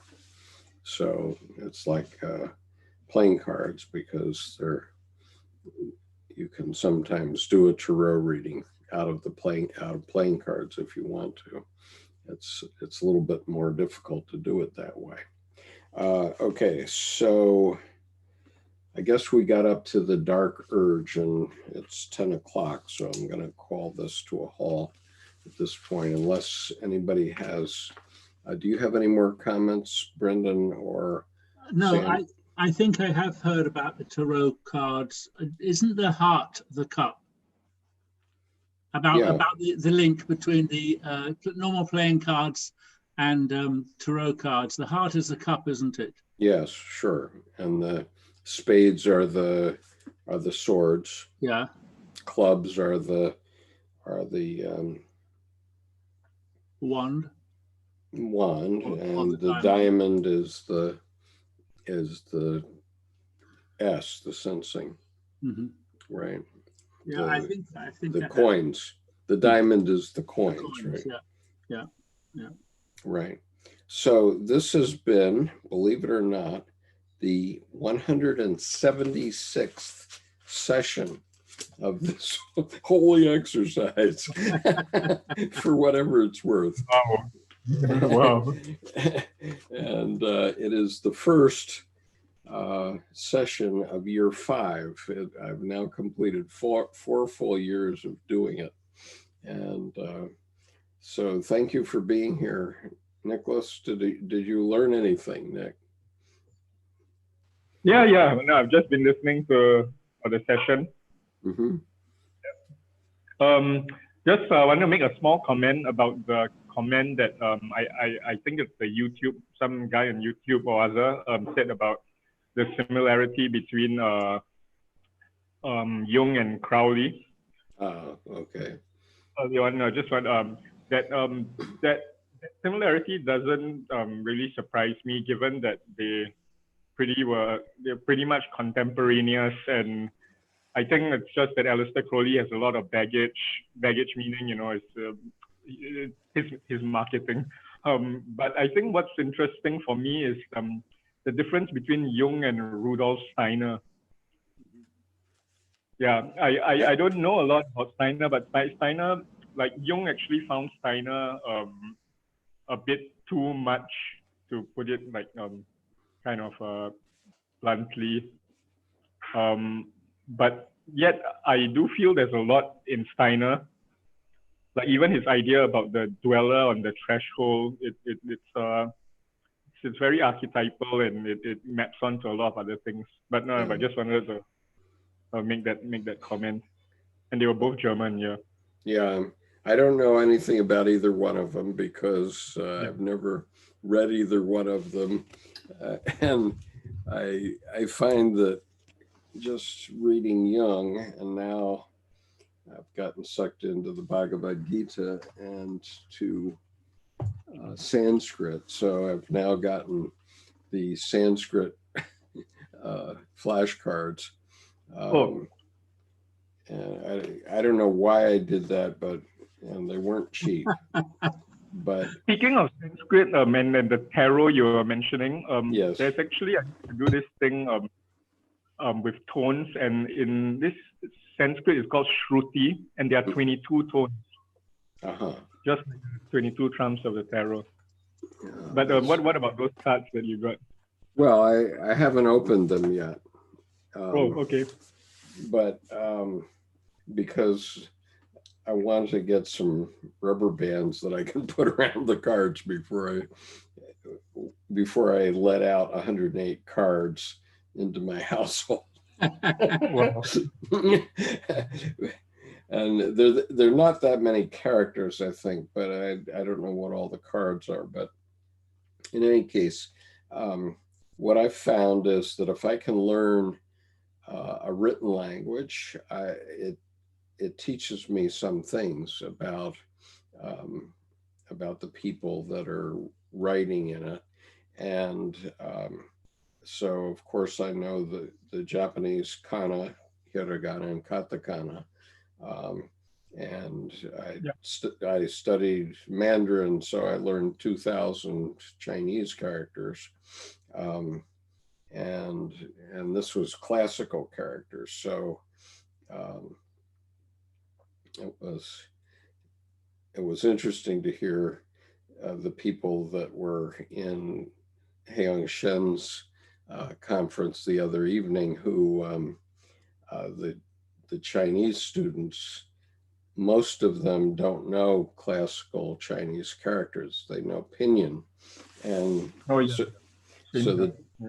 so the difference is that they know 900 characters, but in classical Chinese there are 100,000 characters. So, and just to read the newspaper, you need 5,000. I don't know about you, Nick. Did you learn classical Chinese or not? Since you put it that way, I definitely did not. And furthermore, on top of that, the pinyin Chinese already seems like Greek to me. So, yeah, but it actually got so bad in Singapore. I mean, the difficulty in Mandarin, that they actually started to be a lot more lenient, and I think some people even got exempted from it because too many people, too many youngsters were failing just the Chinese at their I don't know what they call it now, but it used to be O levels. Mm-hmm. So you could have all A's and then suddenly your Chinese failed. Yep. Yeah. So interestingly, Soro Tomori says, I'm trying to learn Japanese and the kanji are really difficult for me. And what I would recommend, Soro Tomori, is that there is a book called something like 300 kanji characters that you need. And it's not enough to read the newspaper, but it is enough to read a lot of things, especially if you can also read kanji and katakana. And with katakana, which is, it's a 26 sound syllabary or 28, something like that. It's not bad. If you read katakana, then you can read about 40% of all signs in Japan, because so many signs in Japan are in foreign language, and katakana is used only for foreign languages. So if they're saying something that's really an English word, but they're doing it in kana, they say that by using katakana, then you know that you're sounding out an English word. You're not trying to understand a Japanese word.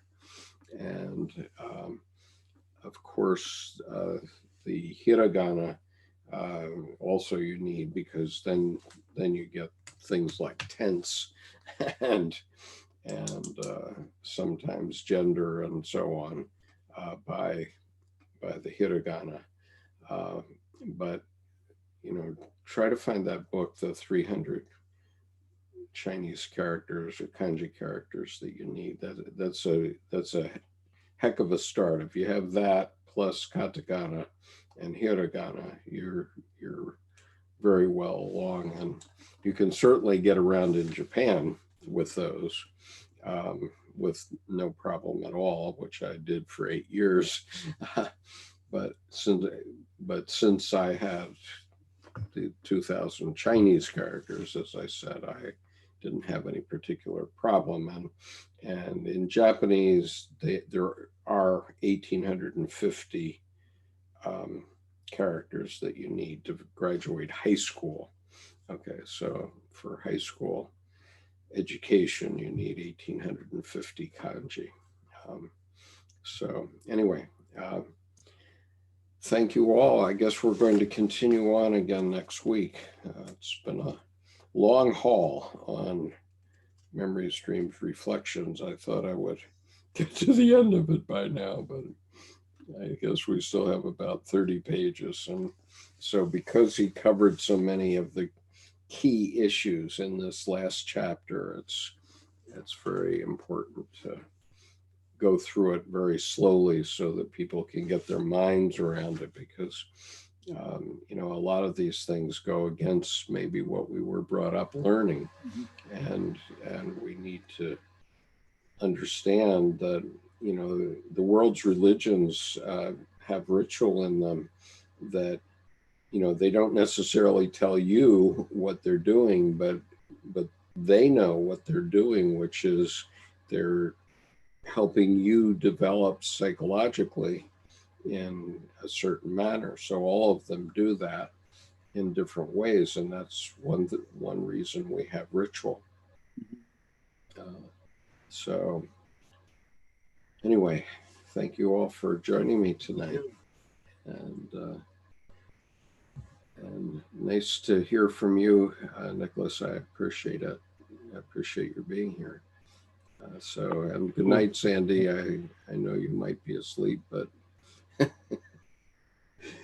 peace, everyone. Bye-bye. Good night. Good night.